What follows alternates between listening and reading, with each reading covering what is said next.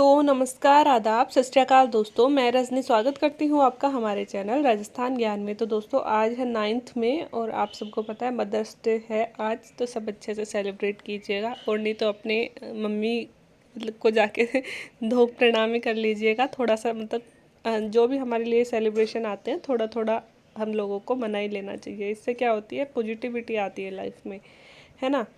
और दोस्तों क्योंकि हमें अभी पॉजिटिविटी की बहुत ज़्यादा ज़रूरत भी है, आप सबको पता है कितना नेगेटिव माहौल फैल रहा है। पॉजिटिव के नाम से भी आजकल तो डर लगने लग गया है सबको। तो चलो ये तो कहने की बातें हैं। आज की न्यूज़ देख लेते हैं दोस्तों। 9th में है आज, तो 9th में की न्यूज़ कौन कौन से हैं। तो विश्व की कौन सी कंपनी ने 12 से 17 वर्ष के बच्चों के लिए वैक्सीन का निर्माण किया है। तो दोस्तों हमारे लिए ये खुशखबरी है इस अंधेरे वाले माहौल में कि जो हमारे बच्चे हैं कह रहे हैं कि जो थर्ड वेव जो कोरोना के आने वाली है और सेकंड वेव में भी दोस्तों कि बहुत सारे बच्चे अभी संक्रमित हो रहे हैं। जो थर्ड वेव आने वाली है उसमें असर बच्चों पे ही होने वाला है ज़्यादा। तो बच्चों के लिए रिस्की माहौल हो सकता है और बच्चे तो सबसे ज़्यादा सेंसिबल होते हैं दोस्तों। उनका तो ख्याल रखना, जितना बुज़ुर्गों का ख्याल रखना ज़रूरी है उतना ही बच्चों का ख्याल रखना ज़रूरी है। तो बच्चों को सुरक्षित रखने के लिए दोस्तों वैक्सीन का निर्माण हो गया है। कई सारी कंपनियां लगी हुई हैं और अभी मॉडर्ना जो अमेरिकन कंपनी है उसने वैक्सीन का ट्रायल शुरू कर दिया है ना। और इसका जो मतलब लगाना ही शुरू कर दिया अमेरिका में, अमेरिकन कंपनी है ये। और वैक्सीन के ट्रायल में 96 मतलब % के ट्रायल को सफल पाया गया है। मतलब 96% वैक्सीन की रिकवरी रेट है, मतलब जो सफलता की रेट है ना, 96% है। लगभग 96% यह सक्सेसफुल रही है वैक्सीन, 96% तक प्रभावी रही है। अगर भारत की बात करें तो भारत में भी ICMR और भारत बायोटेक मिलकर वैक्सीन ने बच्चों के परीक्षण करना शुरू कर दिया है। दोस्तों भारत में ICMR और भारत बायोटेक है ना, इन दोनों ने मिलाकर वैक्सीन बनाई है बच्चों के लिए और उसके ट्रायल शुरू हो गए हैं। तो भारत में भी जल्दी इसकी वैक्सीन आ जाएगी। इसके अलावा दोस्तों फाइज़र जो कंपनी है उसने जॉनसन और जॉनसन ने और ऑक्सफोर्ड एस्ट्राजेनेका जो हमारे देश में कोविशील्ड बना रही है, उन्होंने भी बच्चों हेतु वैक्सीन के परीक्षण शुरू कर दिए हैं दोस्तों। कुछ मतलब बन रही हैं, कुछ में ट्रायल शुरू हो गए हैं और कुछ अभी प्रोसेस में ही हैं और कुछ ने टीके लगाना शुरू कर दिया है। तो इनमें सबसे पहले तो सफलता मॉडर्ना ने प्राप्त करी है और भारत की भी दोनों ही कंपनियां, भारत बायोटेक भी और जो दूसरी वाली है जो ऑक्सफोर्ड एस्ट्राजेनेका की कोविशील्ड हम बना रहे हैं, ये दोनों ही कंपनियां बच्चों के लिए वैक्सीन बना रही हैं। इसके अलावा दोस्तों जॉनसन एंड जॉनसन भी बना रही है, फाइज़र भी बना रही है, ये सारी कंपनीज। तो कई बार नाम दे दिया जाता है ऑप्शन में, जैसे कि प्री में ही ऐसे क्वेश्चन आ गया, निम्न में से कौन कौन सी कंपनियां बच्चों के लिए वैक्सीन बनाने का कार्य कर रही हैं, है ना। तो इनमें से तीन ऐसी कंपनियों का नाम दे दिया जो कर रही हैं और एक ऐसे का दे दिया जो बच्चों के लिए नहीं बना रही है, बड़ों के लिए ही बना रही है ना। तो उसमें मतलब डिफरेंस करना मुश्किल हो जाता है। तो ऐसे अपन कंपनीज का नाम याद कर सकते हैं कि भाई ये कंपनियां हैं अपनी जो बच्चों के लिए वैक्सीन का निर्माण कर रही हैं। तो दोस्तों अगला क्वेश्चन है, भारत में कौन सी नई दवा कोरोना के लिए खोजी गई है। तो आज ही के पेपर में आई है दोस्तों 2-डाईऑक्सी डी ग्लूकोज, मतलब 2DG भी बोल सकते हैं, डाईऑक्सी डी ग्लूकोज नाम है इस दवा का। तो यह दोस्तों भारत में कोरोना के लिए नई दवा खोजी गई है। जैसे कि रेमडेसिविर का इंजेक्शन आता है, हाइड्रोक्लोरोक्विन आता है ना, वैसे ही एक और नई दवा आई है। भारत के drug controller general of India ने इस दवा को मंजूरी दी है।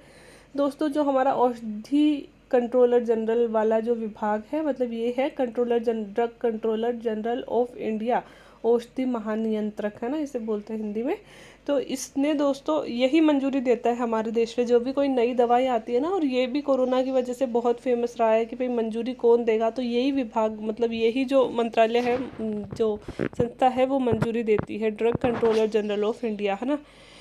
तो दोस्तों इनका नाम भी आप याद रख सकते हो, मतलब drug controller general of India DCGI जो है हमारी है, यही मंजूरी देती है। तो ये चीज़ भी आप याद रख सकते हो। कई बार इंटरव्यू में ही पूछ लिया जाता है कि भाई कोई दवा बना दी है ना, अब उस पर परमिशन कौन देगा अंतिम रूप से। तो हमारी DCGI जो है उस पर अंतिम रूप से परमिशन देती है। यह दवा DRDO के नाभिकीय औषधि तथा संबद्ध विज्ञान संस्थान ने डॉक्टर रेड्डीज लेबोरेटरी के सहयोग से विकसित की है। तो दोस्तों दवा बनाने वाला कौन है, DRDO की ही एक संस्था है दोस्तों, नाभिकीय औषधि तथा संबद्ध विज्ञान संस्था, है ना। इसने किसके साथ मिलकर बनाया है, डॉक्टर रेड्डीज लेबोरेटरी दोस्तों डॉक्टर रेड्डीज लेबोरेटरी वही है जो भारत में स्पुतनिक की दवाओं का निर्माण कर रही है। जो स्पुतनिक रसियन की दवाइयाँ हैं ना, उनके निर्माण से संबंधित जिम्मेदारी भी डॉक्टर रेड्डीज़ ने संभाल रखी है। और यही डॉक्टर रेड्डीज़ ने अभी मतलब इसके सहयोग से, किनके, जो DRDO के सहयोग से, मतलब हमारा जो defence research and development organisation है, उसकी जो संस्था है नाभिकीय औषधि तथा संबद्ध विज्ञान संस्थान और डॉक्टर रेड्डीज लेबोरेटरी, इन दोनों ने मिलकर 2-डाईऑक्सी-डी ग्लूकोज या फिर 2DG इस दवा का निर्माण किया है। अब ये दवा किस तरह से कार्य करेगी दोस्तों? यह दवा पाउडर के रूप में पानी में घोलकर दी जाएगी तथा शरीर में संक्रमित कोशिकाओं में पहुंचकर वायरस के विरोध को रोक सकेगी। इससे मरीज में संक्रमण के लक्षण जल्द ही खत्म हो जाएंगे। दोस्तों यह दवा डायरेक्ट वहां जाएगी जहां पे हमारी कोशिकाएं संक्रमित हो रही हैं।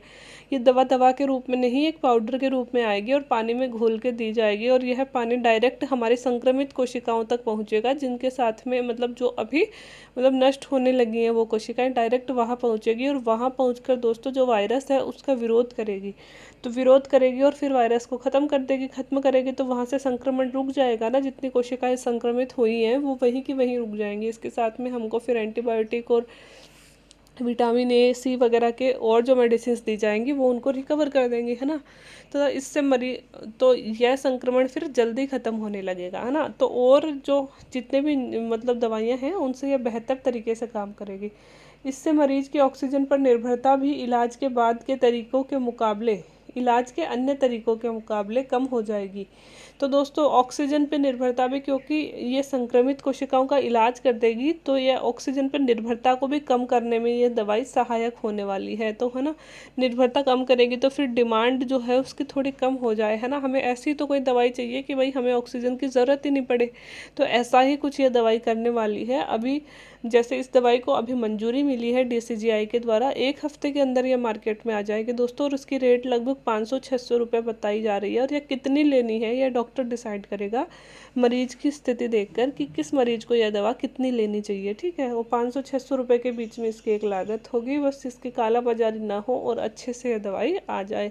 बाकी असर बहुत अच्छा ये दवाई कर रही है। तो इस दवाई का नाम याद रखना दोस्तों बहुत ज़रूरी है, 2-डीऑक्सी-डी ग्लूकोज, है ना ये, या फिर 2G नाम याद रख लिया, डीऑक्सी ग्लूकोज, है ना। ऐसे भी याद रख लोगे तो भी प्री में तो कर दोगे, है ना। तो ये इम्पोर्टेंट क्वेश्चन हमारे प्री के लिए हो जाता है।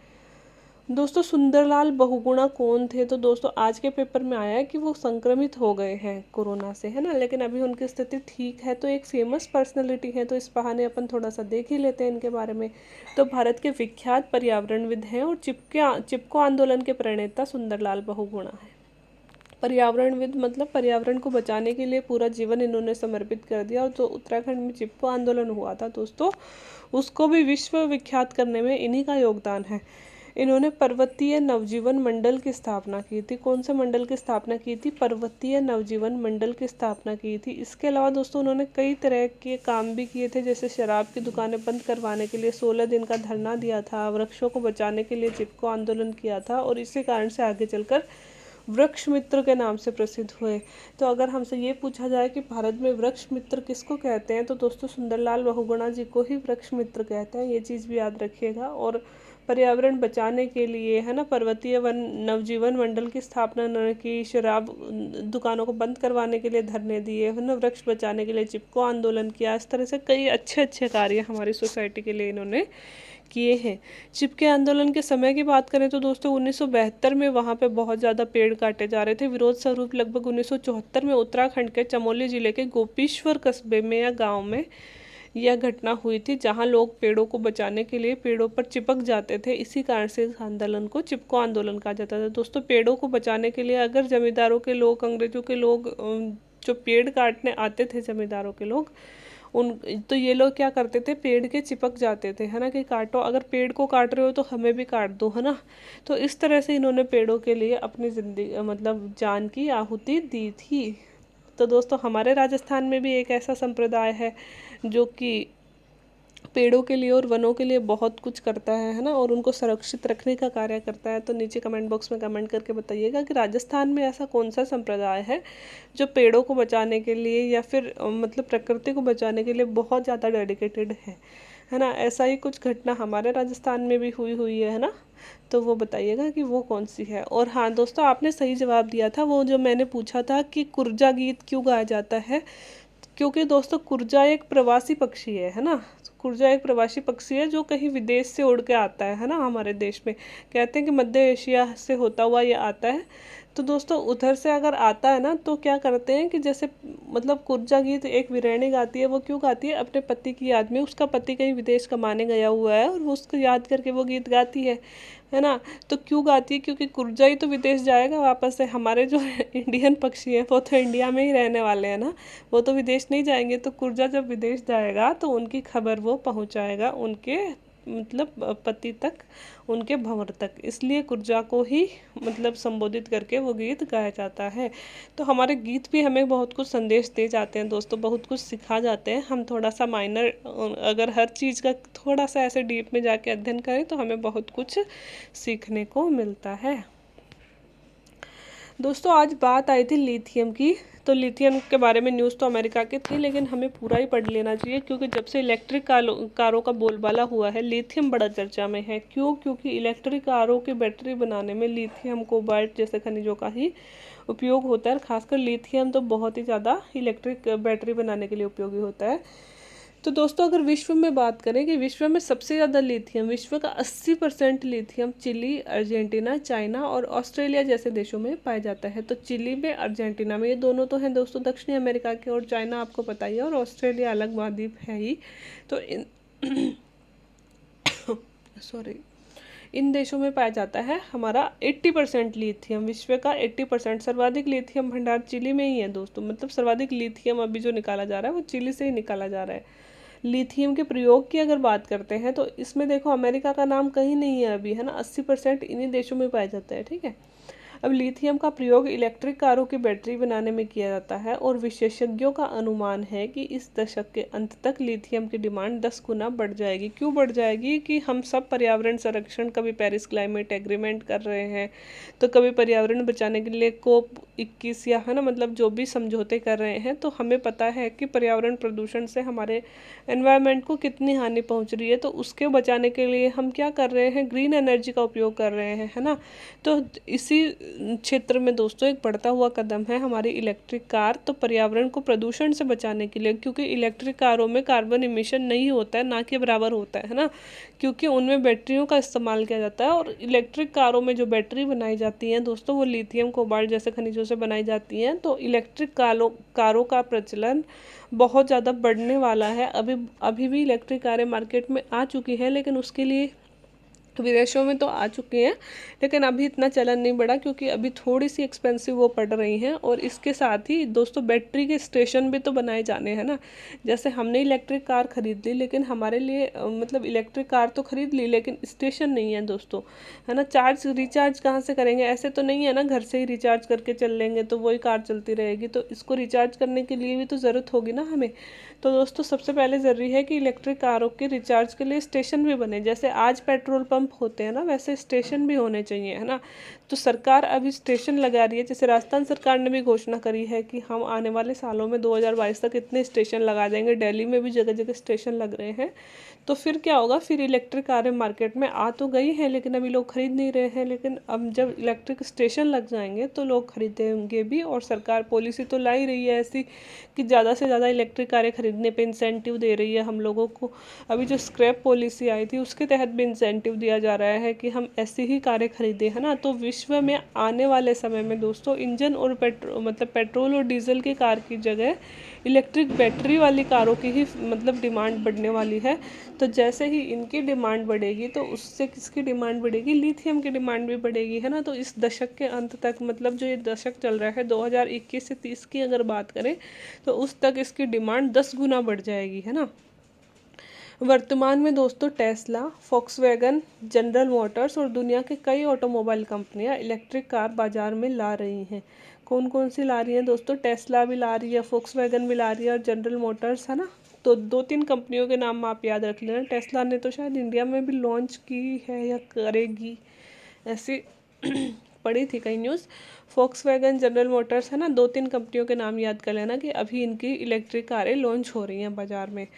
दोस्तों अगर बात करें अमेरिका की, तो अमेरिका में दुनिया के सबसे बड़े लिथियम भंडार होने के बावजूद भी केवल यहाँ एक लिथियम की ही बड़ी खदान है, वह है नेवादा की सिल्वर पीक। किसने?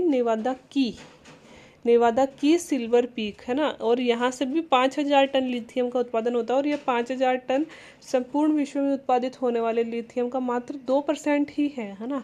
तो अगर दोस्तों अमेरिका की बात करें, तो अमेरिका में लिथियम के बहुत भंडार है, मतलब बहुत लिथियम वहाँ पे ऑलरेडी मतलब खोजा जा चुका है। लेकिन अगर वहाँ पे खनन की बात करें, तो अभी वहाँ पे इतना खनन नहीं हो रहा है। वहाँ पे एक ही बड़ी खदान है, छोटी छोटी तो है, लेकिन नेवादा जो वहाँ का राज्य है, वहाँ पे है सिल्वर पीक। तो एक खदान का नाम आप याद रख सकते हो। ज्योग्राफिकल टर्म्स ऐसी दे दी जाती हैं कि निम्न में से लिथियम की अमेरिका में पाई जाने वाली सबसे बड़ी खदान कौन सी है? सिल्वर पीक है ना। और कई बार सिल्वर पीक नामक खदान कहाँ पाई जाती है ये भी पूछ लिया जाता है। तो ऐसे ये खदानें तो वैसे ही इनकी फेवरेट होती हैं, तो ये पूछ ली जाती है ना। सिल्वर पीक है जहाँ से 5,000 टन लिथियम उत्पादित अभी हो रहा है, जो पर्याप्त नहीं है अमेरिका के लिए बढ़ती हुई डिमांड को देखते हुए। तो चीन में बढ़ते हुए लिथियम के खनन को देखते हुए अमेरिकन कंपनियों ने भी अब लिथियम की माइनिंग को और ज़्यादा बढ़ाने के लिए सरकार पर दबाव बना रहे हैं। दोस्तों जो अमेरिका की कंपनियां, यहाँ लिथियम लिखा हुआ है ना।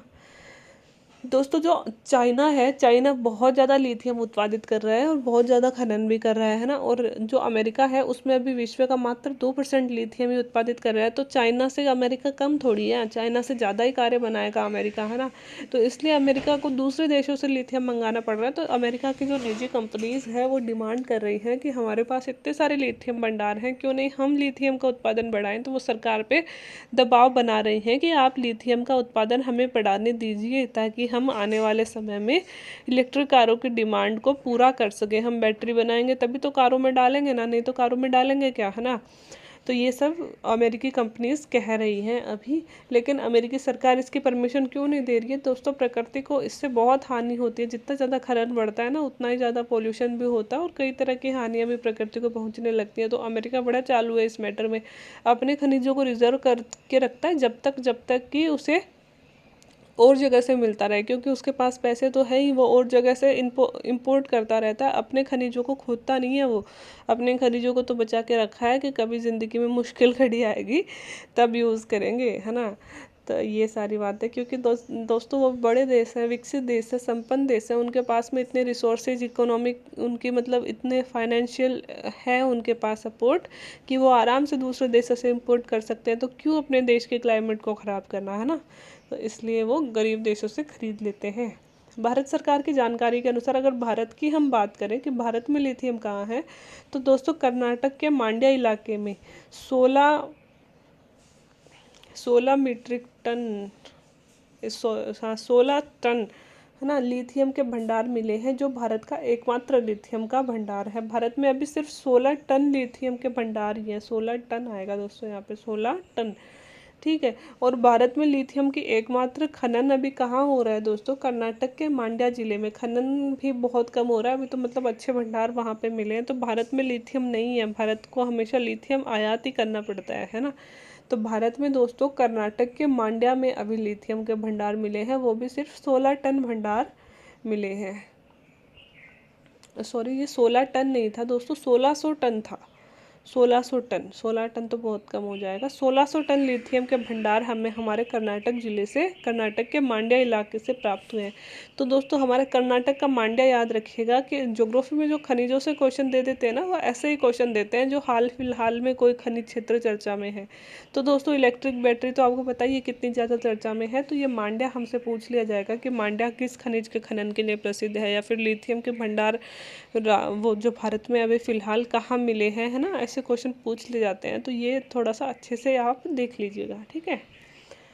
और दोस्तों एक छोटी सी न्यूज़ है कि पाकिस्तान में पहली बार प्रशासनिक सेवा में चयनित होने वाली हिंदू महिला कौन है? तो दोस्तों पहली हिंदू महिला है पाकिस्तान में। जिस तरह से मतलब पाकिस्तान में दोस्तों, क्योंकि पाकिस्तान एक मुस्लिम कंट्री है, उन्होंने अपना धर्म घोषित कर रखा है कि वह मुस्लिम देश है, लेकिन फिर भी वहाँ पे कुछ हिंदू रहते हैं, बहुत ज़्यादा नहीं है, माइनॉरिटी में हिंदू है वहाँ पे। तो हिंदू रहते हैं, तो उन हिंदुओं का इतना ज़्यादा डेवलपमेंट वहाँ पे नहीं हो पाया है। लेकिन फिर भी दोस्तों, जिनमें प्रतिभा होती है और जिनमें दृढ़ इच्छा होती है, वो कहीं ना कहीं से अपना रास्ता खोज ही लेते हैं। तो वैसा ही एक नाम है सोना रामचंद्रन।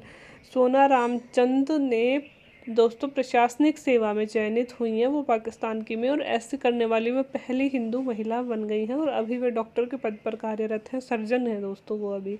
तो बहुत ही इंटेलिजेंट हैं और अभी प्रशासनिक सेवा में चयनित होने वाली प्रथम हिंदू महिला पाकिस्तान की बन गई हैं। तो दोस्तों, पाकिस्तान, बांग्लादेश, श्रीलंका, इनसे अगर कोई ऐसी न्यूज़ बनती है ना, पहली महिला या फिर पहला कुछ हुआ है, तो वो कई बार प्री में पूछ लिया जाता है ना, क्योंकि हमारे लिए ये देश, जो हमारे पड़ोसी देश हैं, बहुत इंपॉर्टेंट हो जाते हैं। तो ये भी आप याद रख सकते हैं। बाकी आज के लिए इतना ही, कल मिलते हैं। अगर एडिटोरियल अच्छा लगा तो एडिटोरियल शाम को एक बड़ा क्वेश्चन मैं आपके लिए डाल दूँगी। और वीडियो अच्छा लगा हो तो please like, share and subscribe my channel. Thank you so much.